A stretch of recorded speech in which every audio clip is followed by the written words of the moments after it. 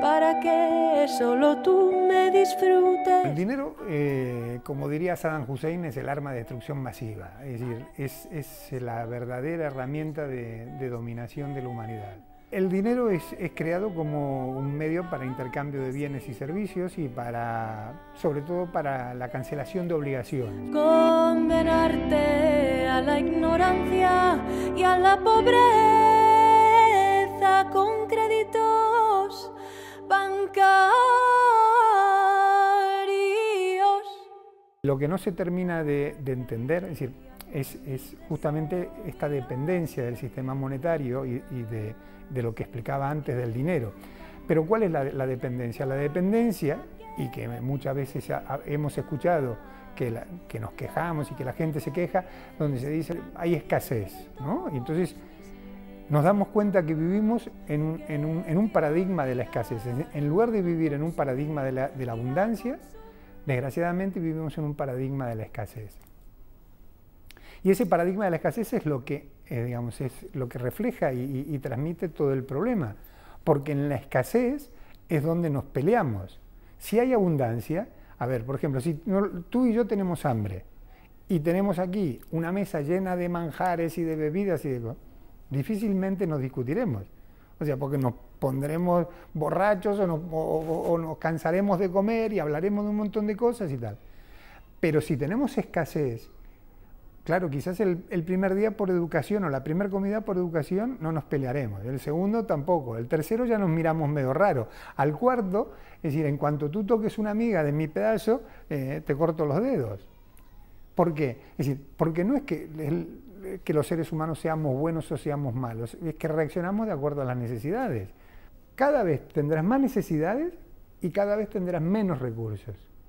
¿Cómo lo haces? ¿Cómo vives? ¿Cómo enfrentas el futuro? La única manera de enfrentar el futuro es de dónde saco los recursos que necesito para igualar ese aumento de necesidades.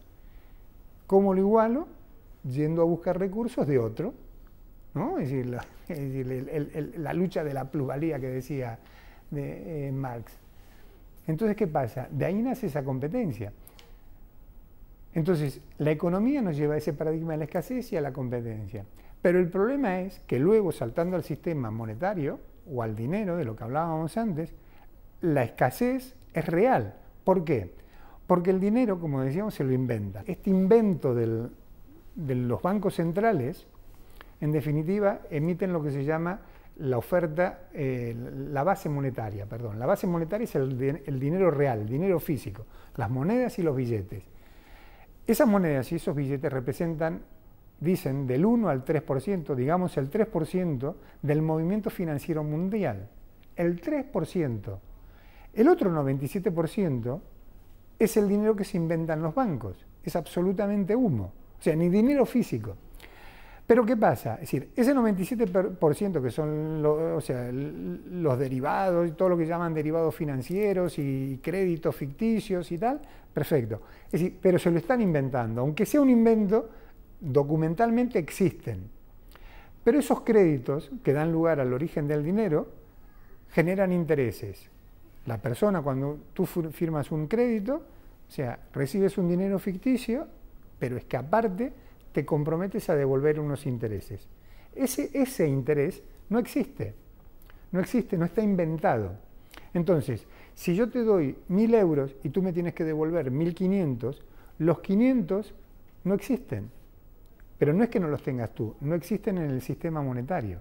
Me invento una cifra, supongamos que el sistema monetario son 100.000 millones de euros. 100.000 millones de euros. Si se prestan 100.000 millones de euros o 90.000 millones de euros y luego tienes que devolver 150.000 millones de euros, es decir, una suma simple nos da que 10.000 que me guardé más 90.000 que presté más 60.000 que tengo que de intereses, estamos en 160.000 y dijimos que el sistema monetario era 100.000.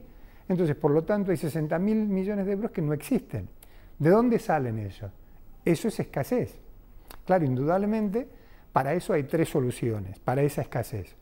Una escasez es lo de Adam Smith, la evolución competitiva, es que nos rompamos los cuernos entre nosotros y entonces un sector de la población queda queda expulsado de la vida civil y del circuito económico y pasan a ser unos parias, ¿vale?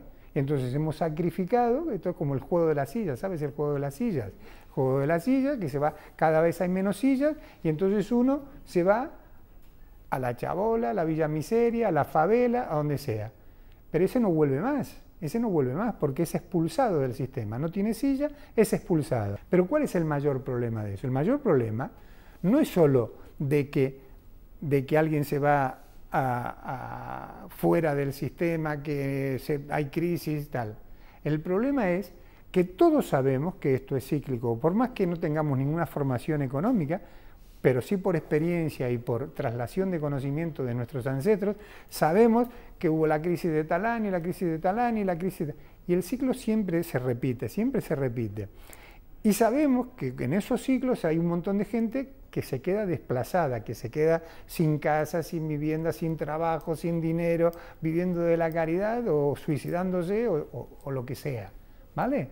Entonces, ¿cuál es el mayor problema? El mayor problema es que nadie quiere ser esa persona.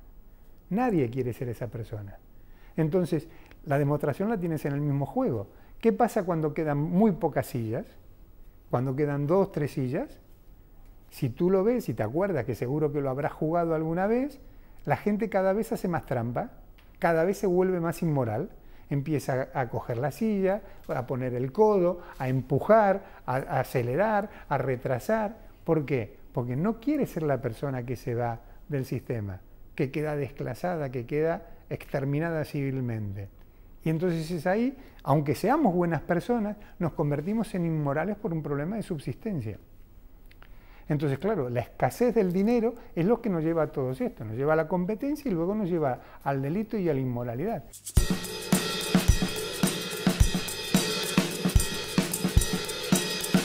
When a bank extends a loan, it creates money. That's how banks create money. Banks bring new money into the economy and they make up loans. Banks create money out of thin air. Fundamentalmente es un truco contable. Los bancos crean dinero, no lo prestan. Cuando un banco concede lo que conocemos como préstamo, simula que el dinero se ha depositado. Tiene que crear una obligación. Así es como se crea el dinero en circulación. Profesor Richard Werner. El problema no es que el banco se invente el dinero. El problema es que solo el banco se invente el dinero, ¿no?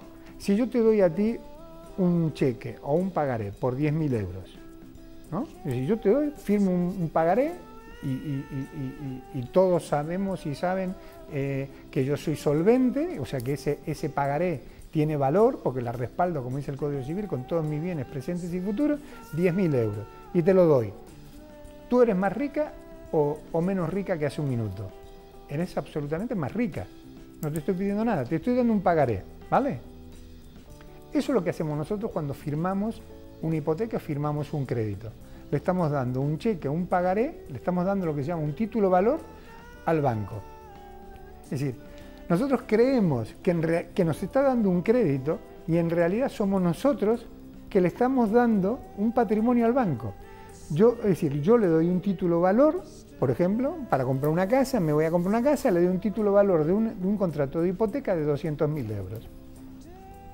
El banco es 200.000 euros más rico, ¿vale?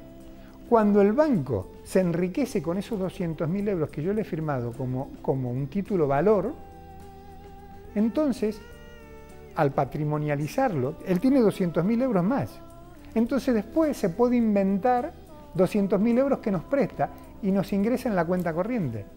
Si nosotros no firmáramos en la hipoteca o el crédito, ni el banco ni la Reserva Federal podrían inventarse el dinero, porque se lo inventan a partir de que, o sea, yo el título valor que le doy, ellos lo consideran como un depósito, y al tener el depósito tienen la contrapartida para hacer el préstamo. Entonces, ¿qué pasa? Es un enriquecimiento injusto absoluto, porque ¿quién crea el valor? Lo creo yo al firmar el título valor. ¿Quién paga el crédito? Lo pago yo. Es decir, ¿quién lo respalda? Lo respaldo yo. ¿Qué participación tiene el banco? Ninguna. Absolutamente ninguna. O sea, es un enriquecimiento injusto. Pero no solo eso, sino que eso llamado dinero bancario, el dinero bancario, que te vuelvo a decir es el 97% de la economía financiera mundial, en Europa, es decir, lo que hacen los bancos no tiene ninguna autorización legal. O sea, yo tengo dos cartas del Banco Central Europeo donde me certifican que el llamado dinero bancario no tiene respaldo legal. Ninguno. O sea, ya puedes buscar toda la legislación española y europea. O sea, no hay una sola norma que diga que los bancos pueden hacer este jueguito para inventarse lo que se llama el dinero bancario, que todo el mundo habla de dinero bancario. Pero aunque luego tú digas, bueno, luego yo voy a la ventanilla y digo, denme el dinero. Ese dinero no es del banco, ese dinero es de los cuentacorrentistas que tienen su dinero. O sea, si tú tienes, supongamos, tú tienes en tu banco 10.000 euros, ¿vale? Y sacas un crédito de 100.000 euros y vas a ventanilla y sacas los 100.000 euros. Dentro de esos 100.000 euros que te están dando y cobrando interés, están los 10.000 euros que tú habías depositado antes, ¿entiendes? Te dan tu propio dinero y te cobran el interés. ¿Qué pasa? Eso es una administración desleal y una apropiación indebida. Eso es un delito de apropiación indebida.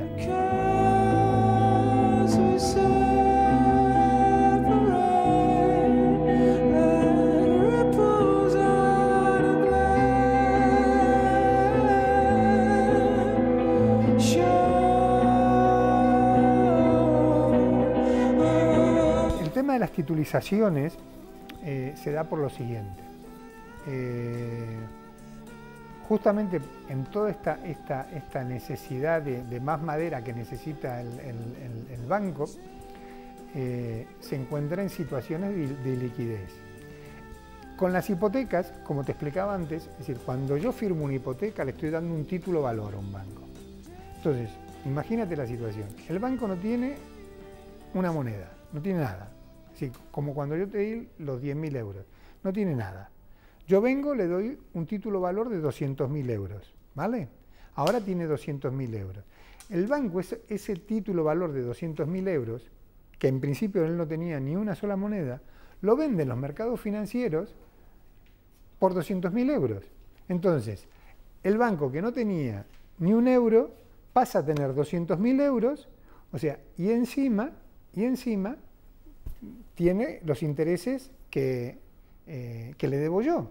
Las cartas del Banco de España me certificaba que el banco al titulizar dejaba de ser el acreedor hipotecario.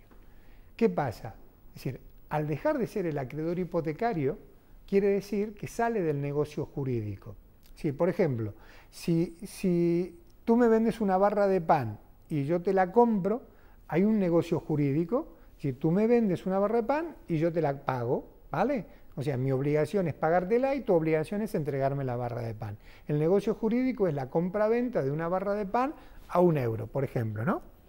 El artículo 10 de la Ley de Enjuiciamiento Civil dice que serán partes legítimas de un proceso judicial los titulares de la relación jurídica litigiosa, del objeto del litigio.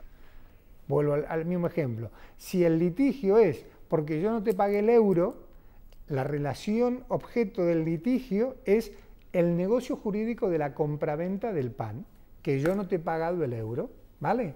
¿Quiénes son los titulares de la relación jurídica? Tú que me has dado el pan y yo que me lo he llevado y que no te lo he pagado, ¿vale? Perfecto. Entonces imaginémonos que tú tienes una panadería y la vendes, pero yo te sigo debiendo el euro, pero tú le vendes la panadería a Pepito. ¿Quién me puede reclamar ese euro? ¿Tú que has vendido, que me has dado la barra de pan, o Pepito que es el dueño de la panadería?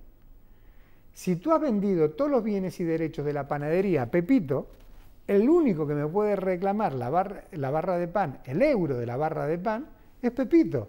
¿Por qué? Porque tú has salido del negocio jurídico, tú has vendido la panadería, tú ya no formas parte de ese negocio, y entonces, por lo tanto, al ceder los bienes y derechos, has cedido el derecho de crédito sobre la barra de pan que yo te debía.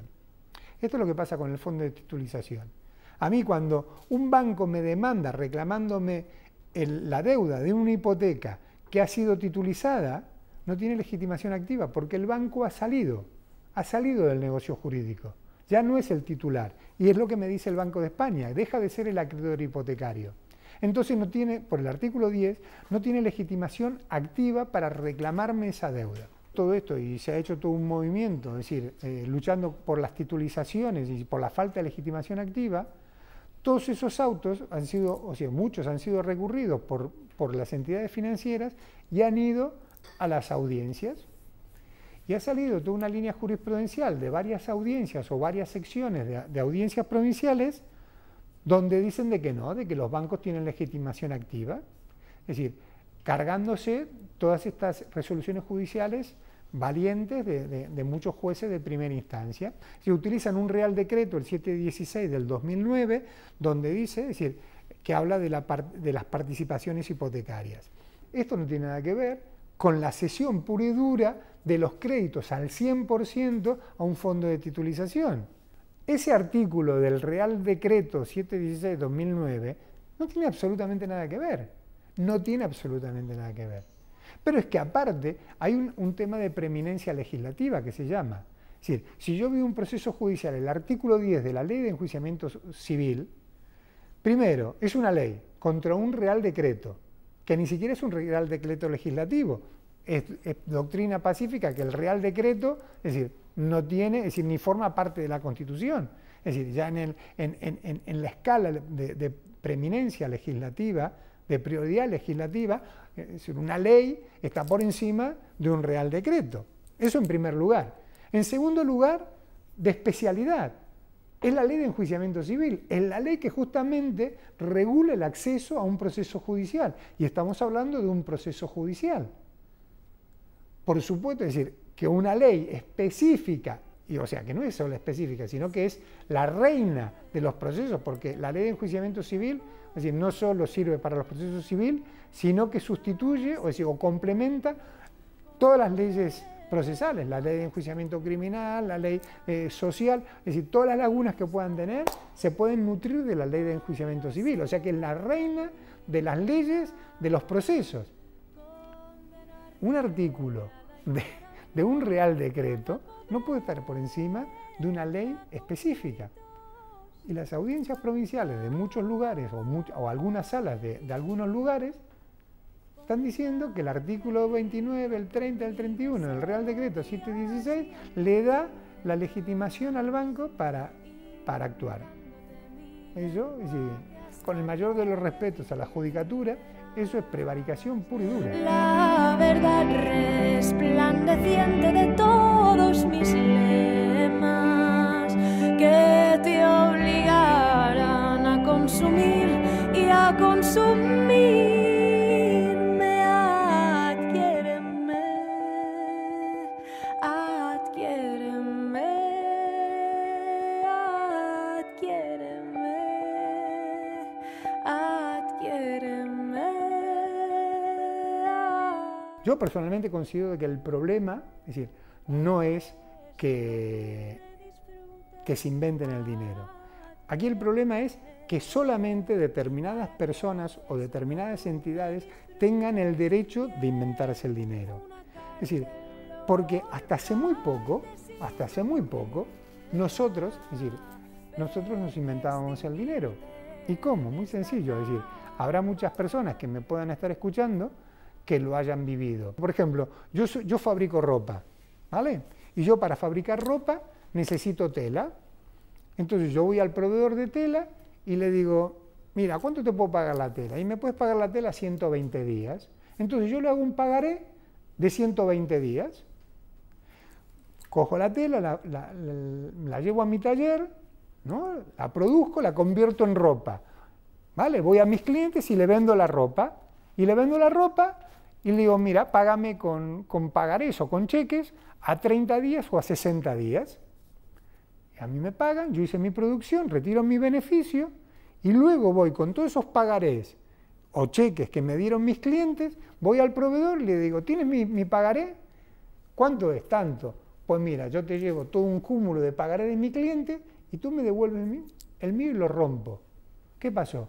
Hice dinero creando riqueza sin tener ni un euro de capital, solamente una promesa de pago. El proveedor me conoce, me da crédito, confía en mí y me acepta el papelito. Pero eso me permite trabajar, producir, vender, cobrar de mis clientes y tal. Porque luego si alguno de mis clientes no paga, yo seré responsable y tendré que ir al proveedor y llevarle otro pagaré o llevarle dinero o llevarle lo que sea. ¿Comprendes? Y eso lo hacíamos nosotros. Y eso era un arma poderosísima en manos de un ciudadano. Eso hoy ha desaparecido.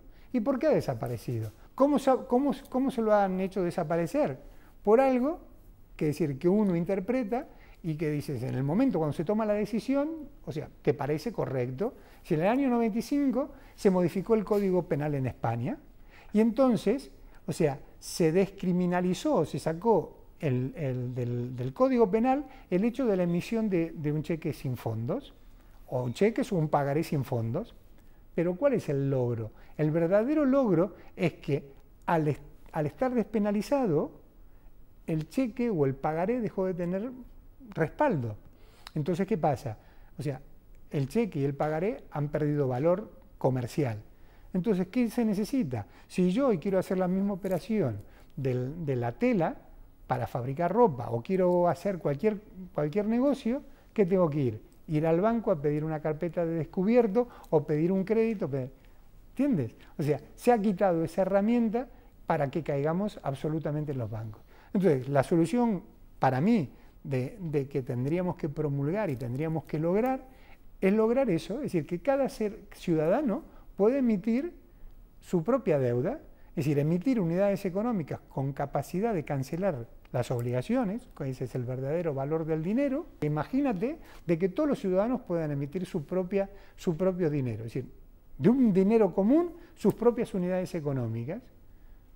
Cambiaría todo el eje del poder, o sea, y desaparecerían los intereses. Es decir, estas mentiras, estas doctrinas para justificar el interés, que es el consumo postergado, que es el costo del dinero, todo mentira. El interés es una simple coacción. Si yo tuviera capacidad para emitir unidades económicas del dinero, o sea, no tendría necesidad de ir a un banco a pedirle dinero. Entonces, ¿qué pasa? Si eso lo pudiéramos hacer, si eso lográramos y nos dirigiéramos como sociedad, como grupo social, a lograr eso, de que todos pudiéramos emitir responsablemente, seríamos absolutamente libres, por un lado, y seríamos consumidores responsables por el otro. ¿Por qué? Porque seríamos responsables del dinero que creamos y tendríamos dinero para consumir lo que querramos. O sea, ¿por qué hay productos de mala calidad? Porque la gente no tiene dinero ni tiene capacidad de pagarlo. Entonces, por eso tiene que comer comida basura o comprarse cosas de poca calidad, ropa, coches, lo que sea de poca calidad, porque no tiene dinero. ¿Entiendes? Entonces, si yo puedo emitir el dinero, es decir, y soy responsable de él, primero, seré mucho más responsable en lo que emita, seré mucho más responsable en cubrirlo, en pagarlo.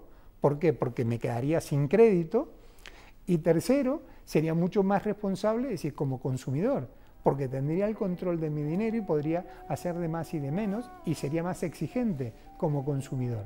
Con lo cual pasaríamos, es decir, del paradigma de la escasez al paradigma de la abundancia y aparte saldríamos del círculo vicioso a un círculo virtuoso.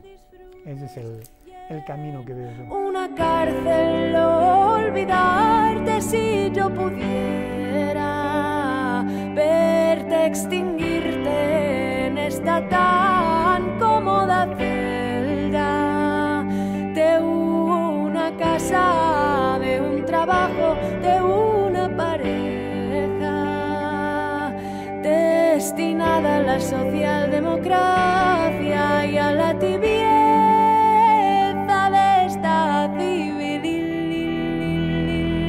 de esta civilidad, de esta civilidad, de esta civilidad, de esta civilidad, de esta civilidad, de esta civilidad, de esta civilidad. Miedo ensordecedor y aburrimiento, miedo ensordecedor y aburrimiento, miedo ensordecedor y aburrimiento, miedo miedo ensordecedor y aburrimiento y la dominación de las capas más ocultas y del conocimiento de esta civilidad, de esta civilidad, de esta civilidad,